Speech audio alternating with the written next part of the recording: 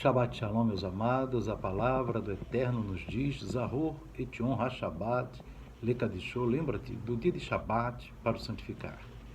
Queridos amados, nesta noite de Shabbat, em que estamos examinando a Parashá Nassô, nós vamos, que quer dizer fazer uma contagem, nós vamos agora então examinar dentro do livro de Bamidbar, Números, capítulo 5, nós vamos ali falar dos últimos versículos do capítulo 5. Amém? Amém? Diz assim: E havendo-lhe o sacerdote dado de beber aquela água, a mulher, nós estamos falando aqui da cerimônia de Sotá, Sotá quer dizer desviar-se, ou seja, a mulher que está sendo acusada de se desviar do comportamento correto, amém? E por isso despertou o ciúme no seu marido, como nós vimos nessa Parashá Nassô, amém? E o marido leva essa mulher ao sacerdote, né, de acordo com a Torá, e o sacerdote vai preparar uma água, amém? E essa água, ela vai ser bebida pela mulher. Então, e essa água que vai fazer uma checagem, se realmente aquela mulher traiu o marido ou não. Então, quando é que essa situação de Sotá era na prática, como é que isso acontecia? Algumas pessoas testemunhavam que aquela mulher se trancou em um lugar com um outro homem que não seja o seu marido. Então, teve testemunhas. E esse homem era em relação ao qual o marido já havia avisado a ela que ela se afastasse desse homem. Então, essa é que é a configuração dessa transgressão, né, e dessa cerimônia que levará a essa cerimônia, né? O marido aí tem a desconfiança de que essa mulher o traiu, porque teve testemunhas de que ela se trancou em um local com um homem, sendo que o marido já havia alertado a ela de que deveria se afastar desse homem. Então, essa é o contexto desse texto aqui em Números, capítulo 5. Amém? Então, vamos dar continuidade agora. Para tirar a dúvida se ela traiu ou não, ela vai ser levada ao sacerdote pelo marido. O sacerdote vai pegar uma água, amém? E aquela água será adicionada com o pó do tabernáculo, amém? E ela beberá aquela água amarga, amém? Então ela vai ser colocada para que aquela mulher beba aquela água, que é uma água santa, né? Num vaso. Então, você veja bem, ela vai beber, e é exatamente nesse momento agora que ela vai beber, poderá ter duas consequências, e essas duas consequências que nós vamos analisar aqui a partir do verso 27. E havendo-lhe, isso é o que a Torá diz, né, irmãos? E havendo-lhe dado a beber aquela água, o sacerdote deu à mulher beber aquela água, será que, se ela se tiver contaminada, e contra seu marido tiver transgredido, a água amaldiçoante entrará nela para amargura, e o seu ventre se inchará e consumirá sua coxa, e aquela mulher será por maldição no meio do seu povo, por fim essa mulher morrerá. Amém?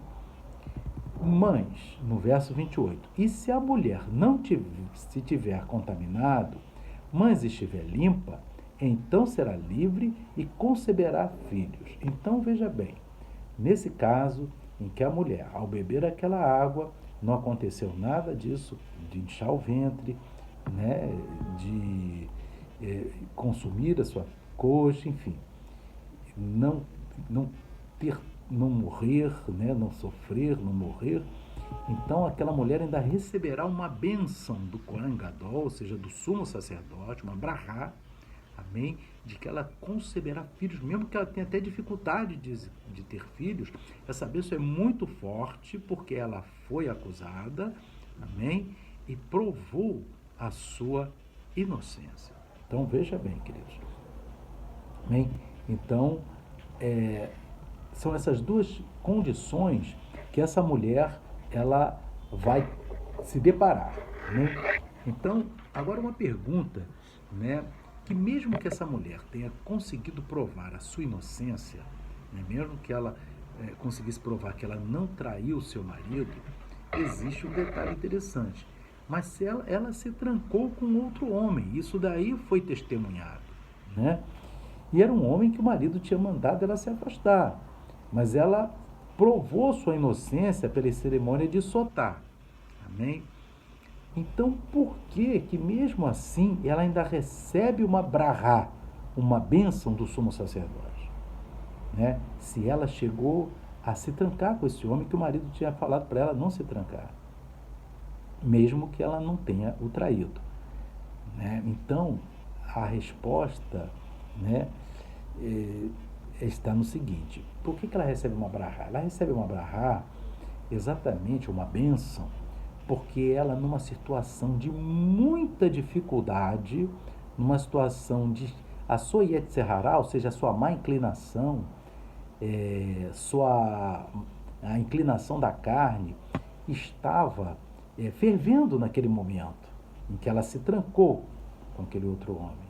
Mas ela, mesmo assim, ao vencer, a não cometer a transgressão, então ela conseguiu vencer a sua Yetzirará numa situação extrema.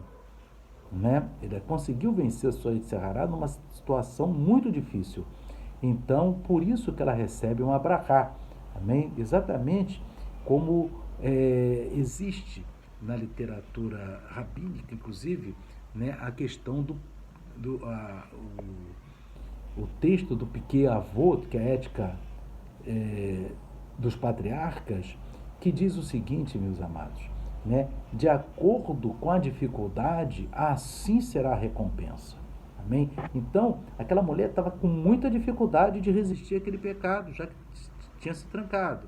Mas ela resistiu e a recompensa foi grande, tanto é que ela, além de ter sido inocentada, a Torá diz que ela conceberá filhos, vai ser muito fértil. Amém? Então recebeu uma brahá do Cohen Gadol, ou seja, do sumo sacerdote.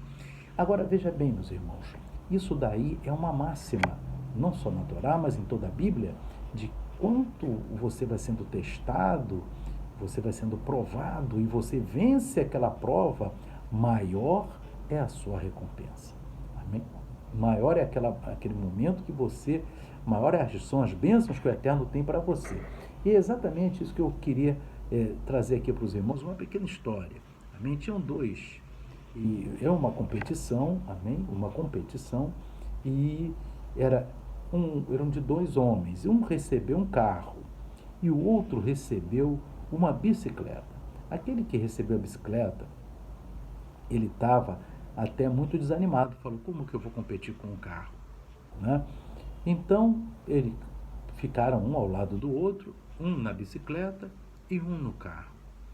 E aí foi dada a partida, e aquele da bicicleta se esforçou muito, pedalou muito, mas o do carro foi tranquilo, né? Ele até parou algumas vezes, tomou uma água, depois entrava no carro, chegou bem na frente do que estava na bicicleta. E aí chegou na hora da premiação, né? Quem receberá o prêmio? E aí o prêmio foi entregue para aquele que estava na bicicleta. E aquele que estava no carro falou assim, olha, eu cheguei muito tempo na frente dele, ele que recebe o prêmio? E aí a resposta da organização da competição foi a seguinte, nós não, em nenhum momento nessa competição, falou que o prêmio seria para quem chegasse em primeiro. Mas a competição foi aquele que colocasse mais do seu potencial em prática. Então, aquele que tinha mais dificuldade para vencer. Então, aquele que estava na bicicleta, ele tinha muita dificuldade e ele colocou 90% do seu potencial em prática. E você que estava no carro, você não chegou nem a 10%, você não botou o seu potencial em prática.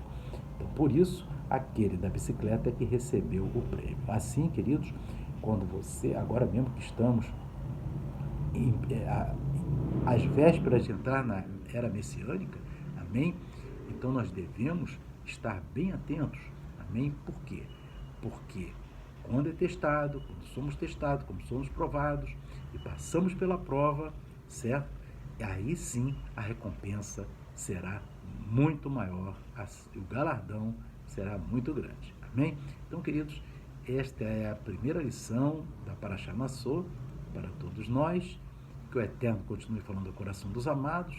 Shalom, Shabbat Shalom. Amém e amém.